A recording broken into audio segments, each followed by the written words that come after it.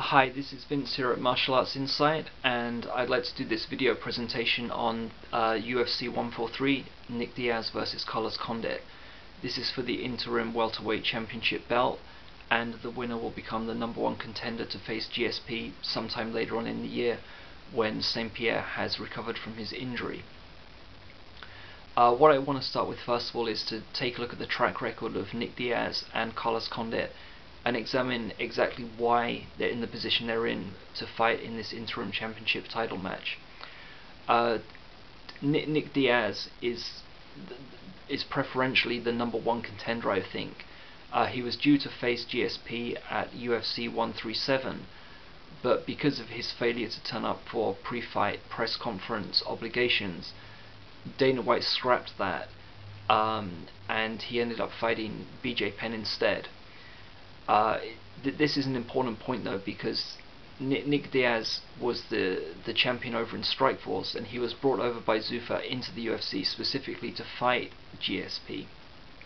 And it shouldn't be forgotten that the Nick Diaz GSP fight was the one that everyone wanted, and it should have happened a few months ago now. And would have happened, except that Nick Diaz he just didn't turn up for his pre-fight press conference obligations. Carlos Condit, on the other hand, I think he's in the position he's in now more because of luck than performance. That's not to take anything away from him, because he was the former WEC welterweight champion. He's got a very good record in the UFC. And I do think that given time, he would have eventually progressed on to become the #1 contender for the welterweight belt. However, I think the reason right now that he's in the position of this kind of fight-off between him and Diaz for the #1 contender spot is he's just taking advantage of the fact that because of what happened with Nick Diaz at 137 and his failure to turn up, that the way events have played out, Condit has kind of fallen into the position where he's able to face and fight Diaz for the #1 contender spot. So I think, just based purely on track record, I would have to go with Diaz. Again, I don't want to take anything away from Carlos Condit. I think he's a very good fighter, and I think that possibly with a successful year in 2012, he would have become the #1 contender in any case, but I think the advantage there lies with Nick Diaz. Moving on to the actual fight itself, the first thing to say is the most obvious, and that is that if the fight does go to the ground, Nick Diaz has the clear advantage. Okay, it's a big if, and I'll get on to why it's a big if in a second, but to examine their kind of ground game, Nick Diaz is has superior ground skills over Carlos Condit. Nick Diaz is a good black belt, and he's been studying jiu-jitsu for a long time now. Carlos Condit, I believe, is a purple belt. He may well be a good purple belt, but in a martial art that is as clinical as Brazilian jiu-jitsu, the difference between even a good purple belt and a good black belt is enormous. At that level of skill, you can't simply bully your way into beating someone who's got superior jiu-jitsu skills to you.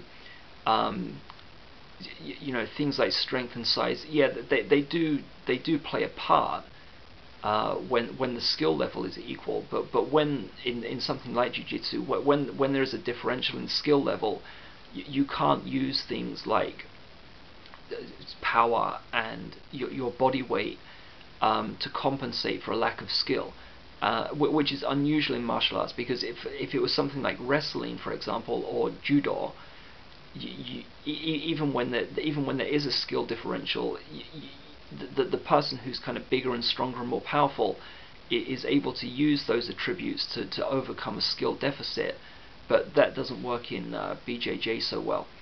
So if the fight does go to the ground, I would expect Nick Diaz to be able to get a submission over Carlos Condit. However, it is a big if. but with both fighters coming from a jiu-jitsu background, but as far as grappling is concerned, their main background is in jiu-jitsu. They're not. I don't think either fighter is particularly skilled in takedowns. You know, single leg, double leg takedown. In competitive jiu-jitsu, you can't actually score any points for taking the opponent down. You can win the match outright by submitting them, or you can accumulate points by following a progression of gaining more and more dominant positions over your opponent, with the full mount and the back, taking someone's back, giving you the maximum point score. But basically, the fight continues until either it's decided on points or there's a submission. Unlike, again, to draw a comparison with judo, in judo you can win the match outright by dumping the guy on his back and getting an ippon, and the fight will finish.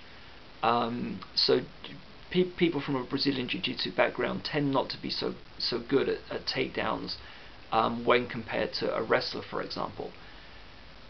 I can see the fight going to the ground, however, from the clinch. Like, if both fighters end up in the clinch and there's a throw, then the fight could go to the ground.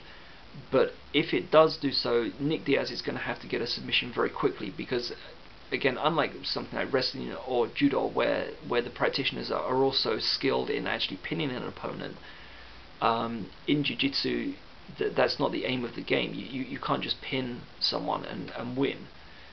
So if the fight goes to the ground, I think Diaz is going to have to be very quick and get a submission, or, but more likely, I think Carlos Condit is going to be able to escape and return to the stand-up. And this really is the crucial point here, that I think the fight is going to be decided in the stand-up. Now, the fight between Nick Diaz and Carlos Condit, I think, has very interesting parallels between the fight we saw at UFC 141 between Nick's brother Nate Diaz and Donald Cerrone. And the reason why I draw a comparison is because Nate Diaz had the boxing skills, and Donald Cerrone was the kickboxer. And you see the same matchup between Nick Diaz, who is the boxer, and Carlos Condit, who is the kickboxer.